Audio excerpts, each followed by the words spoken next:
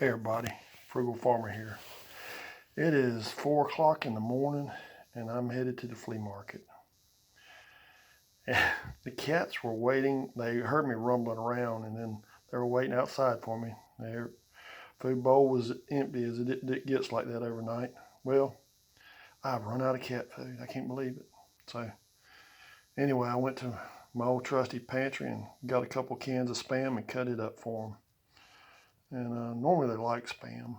And I was scared to go out there without something to appease them. You know, you never know what cats will do, but they'll eat this and hopefully they'll be happy. Should fill them up. There's 3 of them. I don't even know if they're mousing anymore because they're getting overweight. I'm gonna start giving them Jenny Craig meals or something. But anyway, thanks for stopping by. Come back again when you will. Share, comment, like, hit that subscribe button. God bless.